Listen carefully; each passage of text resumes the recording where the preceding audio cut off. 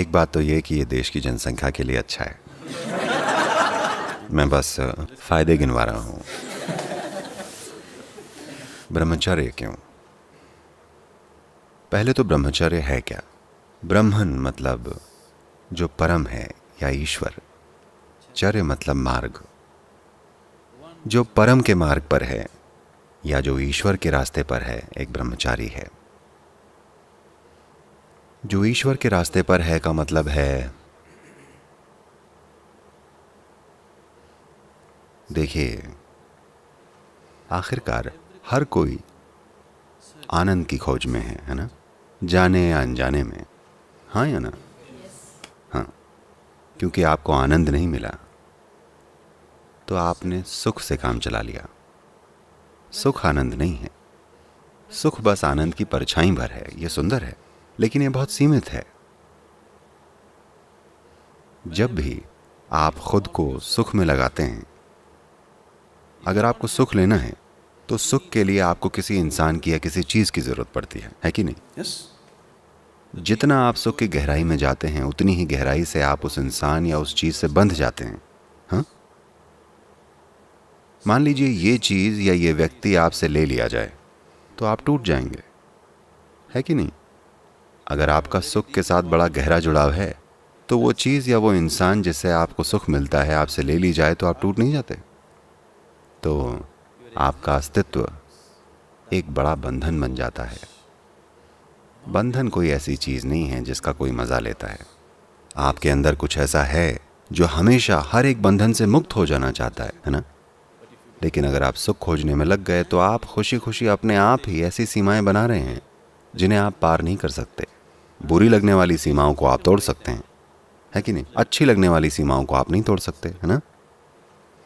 अपनी बहुत सारी जंजीरों पर आपने सोने का पानी चढ़ा रखा है और आप उन्हें गहनों की तरह पहनते हैं कि नहीं? अपनी सीमाओं का आप जश्न मनाते हैं। एक बार आप अपनी सीमाओं का जश्न मनाने लग गए तो फिर उनसे मुक्त होने का कोई रास्ता नहीं है। तो ब्रह्मचर्य का मतलब है कि आप ईश्वर के रास्ते पर हैं। इसका मतलब है कि इस तरफ पहला कदम यह है कि आप अपने स्वभाव से ही प्रसन्न हैं। जब भी आप बहुत खुश या आनंदित होते हैं, आपने देखा है, ऐसा लगता है कि आपको किसी चीज़ की ज़रूरत नहीं है। हाँ? किसी एक दिन जब आप बहुत खुश होते हैं, अगर आप खाना ना खाएं, सोएं ना, कोई फ़र्क नहीं पड़ता, होता है ना? अगर आप ना खुश हैं तो हर चीज़ बढ़िया होनी चाहिए। आप दुनिया में हर चीज़ के बारे में शिकायत करते हैं, है कि नहीं? जब आप सच में आनंदित होते हैं तो देखिए, ये आपको मुक्त कर देता है। जब आप नाखुश होते हैं तो हर चीज़ महत्वपूर्ण होती है। हर चीज़ एक विशेष तरीके से होनी चाहिए। हर चीज़ के लिए आप शिकायत करते हैं। नाखुश लोग हमेशा शिकायत करते हैं। खुश लोगों के साथ काम करना, उनके साथ होना हमेशा आसान होता है, क्योंकि जब आप खुश होते हैं तो कुछ और मायने नहीं रखता, हर चीज़ लचीली होती है। तो आज़ादी किस में है? आनंद आज़ादी है या सुख आज़ादी है? साफ है, आनंद आज़ादी है कि नहीं?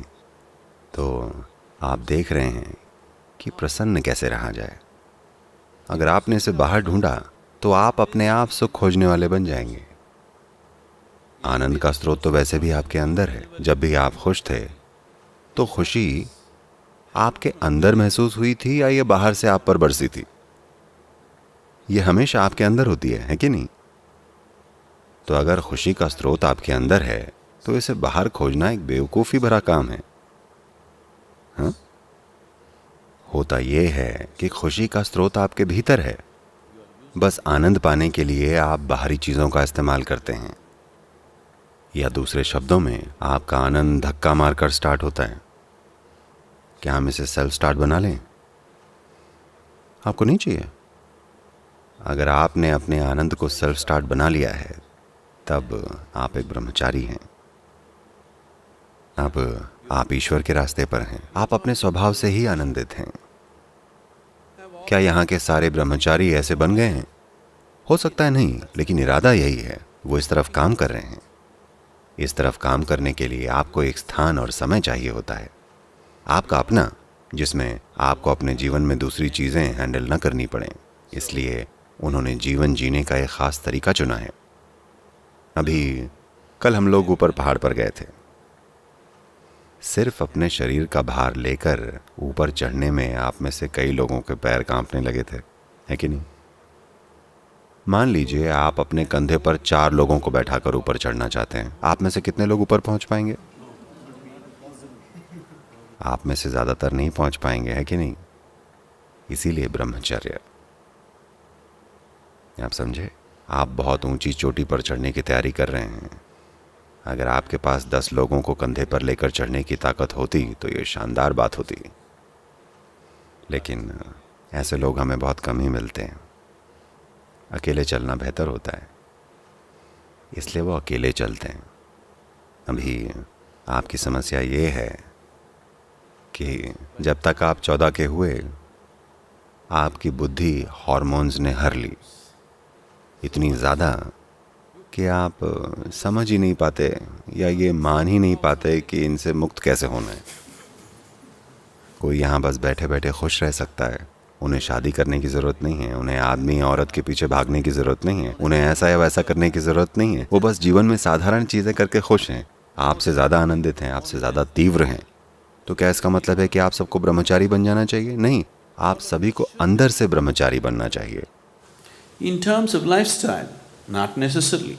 Brahmacharya does not mean just celibacy. जीवन शैली के मामले में वो जरूरी नहीं है। ब्रह्मचर्य का मतलब सिर्फ कुंवारा रहना नहीं है, ठीक है? ब्रह्मचारी बनने के लिए ये बहुत सारे पहलुओं में से बस एक है जिसे मदद के लिए लिया गया है। ब्रह्मचर्य यानी आप दिव्य के रास्ते पर चल रहे हैं, मतलब आप अपने स्वभाव से ही परमानंदित हैं। आप शादीशुदा होकर भी ब्रह्मचारी हो सकते हैं, ये संभव है, क्योंकि आप अपने स्वभाव से ही आनंदित हैं। आप अपने पति या पत्नी से आनंद निचोड़ने की कोशिश नहीं कर रहे हैं, आप अपने स्वभाव से ही आनंदित हैं। ये ऐसे ही होना चाहिए। पूरे संसार को ब्रह्मचारी होना चाहिए, है कि नहीं? हर किसी को अपने स्वभाव से आनंदित रहना चाहिए। अगर 2 लोग मिलते हैं तो ये खुशी बांटने के लिए होना चाहिए, न कि एक दूसरे से खुशी ऐंठने के लिए, है कि नहीं? तो जिन्होंने ये फैसला लिया है कि उन्हें किसी दूसरे से खुशी नहीं ऐंठनी है, बल्कि उन्हें अपने ही भीतर की खुशी का स्रोत पाना है, उन्होंने ब्रह्मचर्य ले लिया है। और एक खास व्यवस्था क्यों बनाई गई है?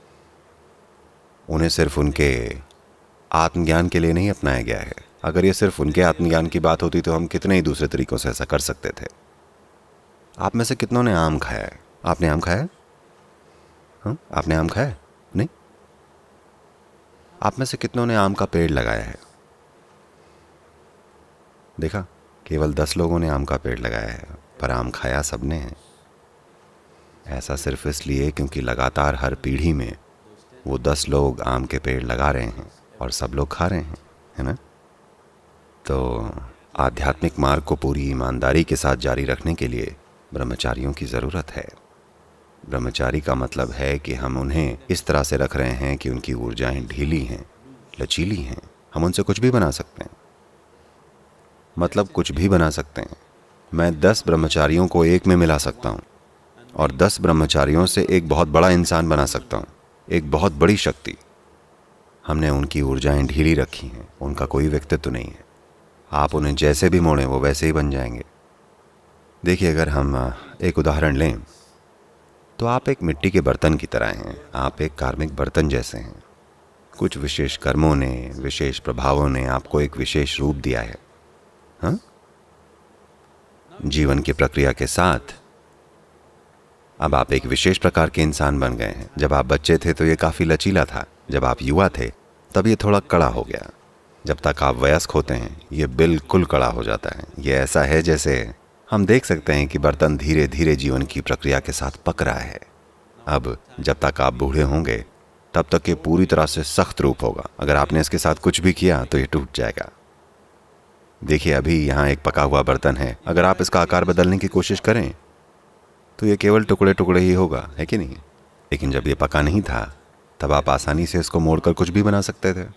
आपने 10 कच्चे बर्तन बनाए, कल आपको ये अच्छे नहीं लगे तो आप इन सबको एक साथ जोड़कर एक बड़ा बर्तन बना सकते हैं, है कि नहीं? अब हम पके हुओं को कच्चा बना रहे हैं। हम उन्हें उस अवस्था तक कच्चा बना रहे हैं जहां वो बहुत लचीले हो जाएं। हम उन्हें कोई भी आकार, कोई भी रूप दे सकते हैं। तो ब्रह्मचारी उस तरफ काम कर रहे हैं। ये एक बहुत बड़ी साधना है, ये वैसा नहीं है। जानते हैं, जैसे दुनिया के दूसरे सिस्टम कर रहे हैं कि वो बस शादी न करने की कसम खा लेते हैं। ये वैसा नहीं है। वो अपनी ऊर्जाओं के साथ क्या करते हैं उसका पूरा का पूरा एक सिस्टम है। अंदरूनी तौर पर बहुत बड़ा काम किया जा रहा है। ये इसका बहुत छोटा हिस्सा है। जो आपको दिख रहा है कि उन्होंने शादी नहीं की, ये इसका बहुत छोटा हिस्सा है, बाकी का बहुत अंदरूनी है। और ऐसे लोग जो दूसरों की भलाई के लिए खुद को समर्पित करना चाहते हैं, उनकी समाज में ज़रूरत है। किसी भी समय, किसी भी समाज में दूसरों की भलाई सोचने वाला अगर कोई भी नहीं है तो वह समाज निश्चित ही बर्बादी की तरफ बढ़ रहा है, पक्का। अभी इस समाज के साथ यही चीज़ हुई है। बहुत कम लोग हैं जो दूसरों की भलाई के बारे में सोच रहे हैं, बाकी सब मेरा क्या मेरा क्या मेरा क्या। अगर कुछ प्रतिशत लोग अपनी भलाई से परे सोच रहे हैं, सिर्फ तभी समाज संतुलित और स्थिर रहेगा, नहीं तो समाज बस बर्बाद होता चला जाएगा।